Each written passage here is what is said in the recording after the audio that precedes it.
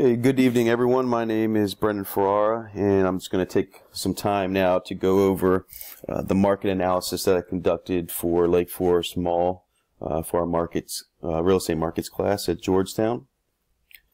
We'll start out with a little summary of the site. So first, it seems to me from the analysis that I've conducted, and I used the materials that were supplied throughout the course, as well as some third-party sources like CoStar, Apartments.com, and other real estate data sources, LoopNet. And what I found was that office use for the site appears to be the less lucrative out of all the development options. Out of all the asset classes between residential, retail, and office, it seems that office makes the least sense out of those options. And it was apparent that residential development appears to be one of the highest and best uses for the site. Its proximity, I'll talk a little bit more about later, but its proximity to schools, its proximity to major thoroughfares to get in and out of the area makes it very attractive for people within that trade area. And it also seems that retail development also appears to be a strong candidate for the site as well. It's obviously been utilized as a retail site for some time, and I think that use still makes sense, but in a different way, if that makes sense. So my recommendation for Lake Forest Mall would be a mixed-use concept, which would consist primarily of retail, but also with the multifamily component incorporated in the development design. And this will kind of create a more vibrant, higher energy site that with the right amenities and the right retail mix could really be a destination for people to come to and have a good experience, but also for people who want to live in a more amenity rich, easy access place. So to talk about the location and the site conditions, Lake Forest Mall is obviously located in Montgomery County, Maryland, and as I mentioned before, it's situated between a variety of multifamily projects in schools. It's located off of 270, both 270 and Maryland 200, which is the Inter-County Connector, or ICC, and that travels a vast area across Maryland from Georgia Avenue all the way to Laurel, Maryland. And as I also mentioned before, it's situated near a number of educational and medical institutions not far from the site.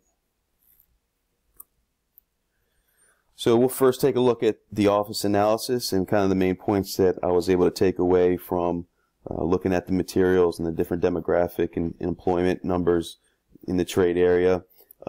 Gaithersburg and Germantown submarket currently has just over 9.1 million square feet of total office space inventory. The majority of that inventory is in the Class B and C space.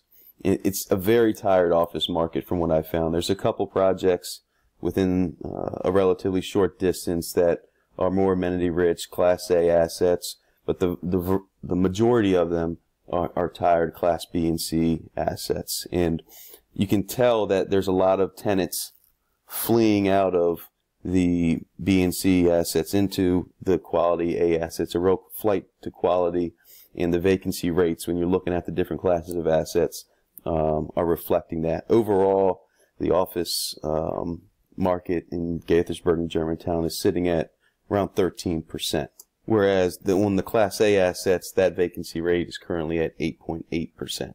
I think further proof into that concept I mentioned about the Class B and C users coming out of the B and C assets in the Class A is apparent in the absorption rates.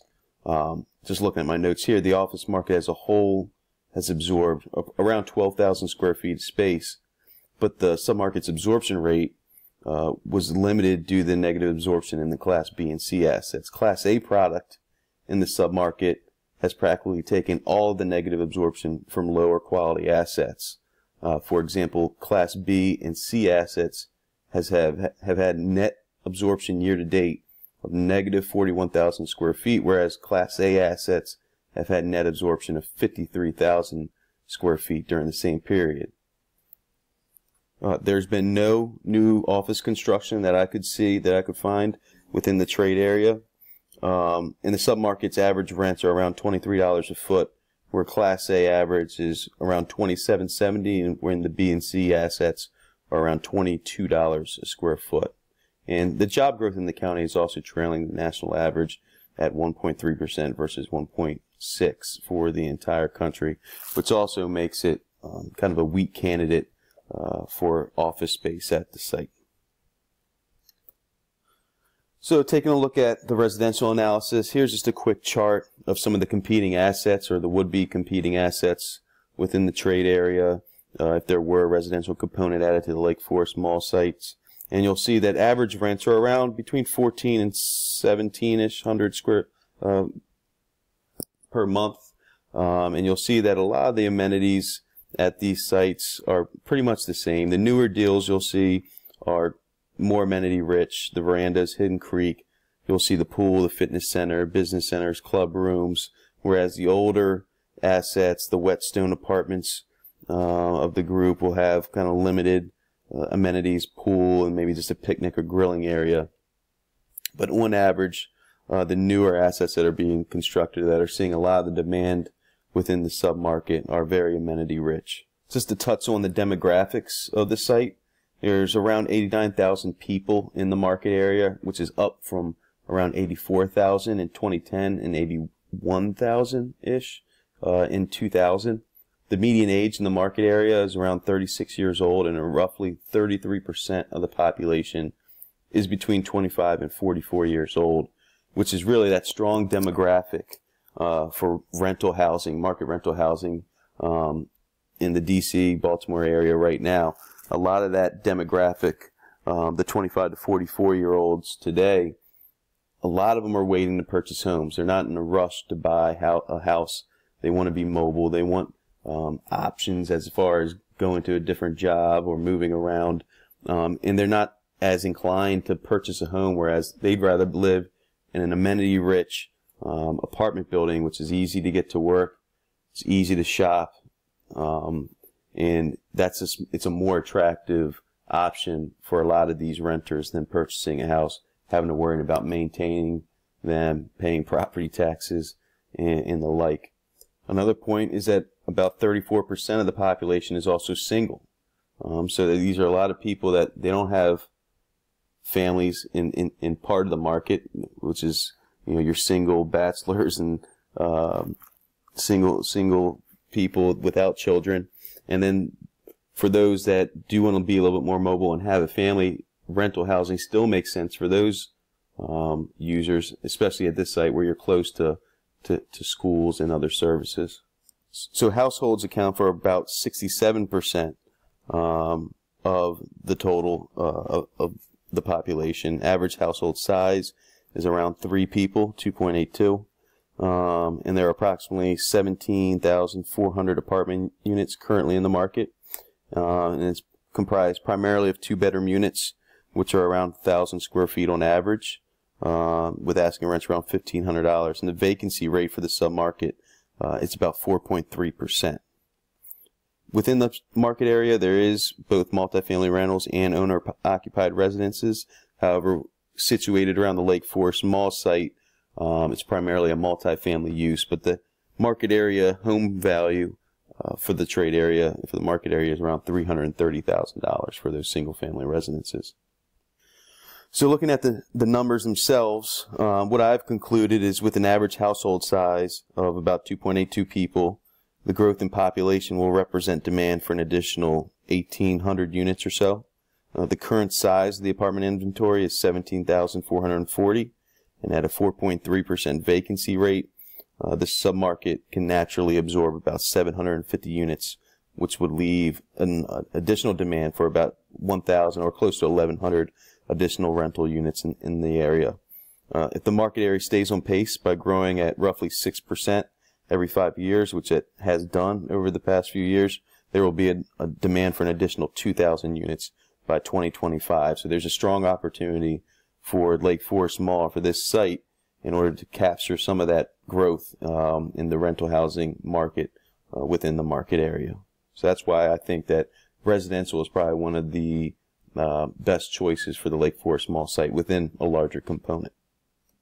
And this is especially true since about 58% of the inventory in the market area has been constructed between 1970 and 1989. So again, going back to this older product type where there's demand for amenity-rich, market-rate apartments, this site would have an advantage over a lot of the existing inventory within the submarket.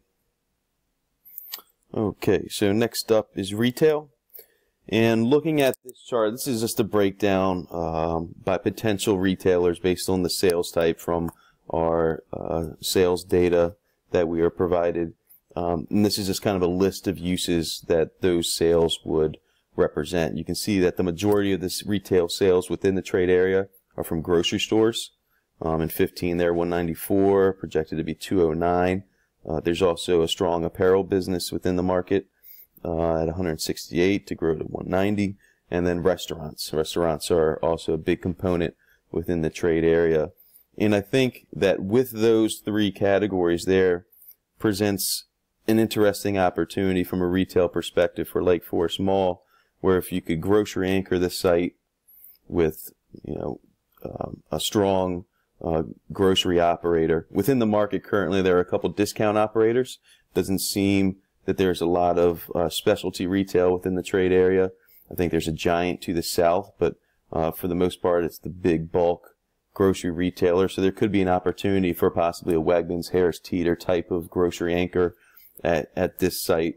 And then coupling that with more of the experiential retail uses, more of the restaurants, maybe nightlife pubs, that could be an opportunity to kind of create that more 24/7, not really 24/7 being in the suburbs, but a more 24/7 feeling environment within the town center itself that the residents from the residential component could come and utilize. And then on the inline space, come in some of your more common retailers to provide that houseware or apparel, maybe a TJ Maxx brand retailer, along with any kind of other kind of soft goods retailers could make sense for the site.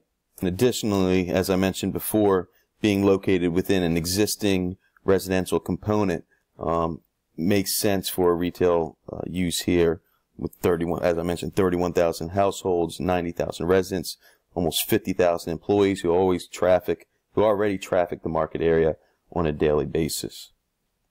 So within the trade area of Lake Forest Mall, consumers already spend about $2 billion a year in aggregate expenditures, which represents about $63,000 per year per household. And aggregate spending expenditures are expected to grow about 1.7% by 2020. So looking at the potential capture rates for these various uses at the site, you'll see that I expect that within neighborhood goods and services, we could expect to capture between 16 and 21% of the overall market, which represents between 100 and 153,000 square feet of space. Food and beverage, we could probably capture about 5%, which would represent about between 23 and 40,000 square feet of space. And within GAFO, probably could pick up maybe 1% of the total market, and that makes up about between 9,500 and 11,000 square feet of space.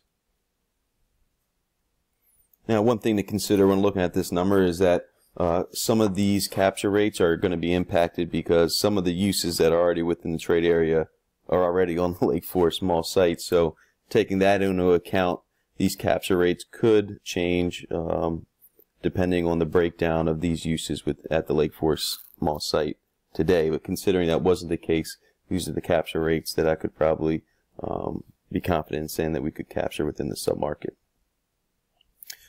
So in conclusion, I'll just kind of reiterate what I've discussed up to this point, and that's that Lake Forest Mall, I think, would be a good candidate for a mixed-use development, bringing in a residential component as well as a retail component, and between the two could really absorb a lot of the demand that's currently going on within the submarket around Lake Forest Mall.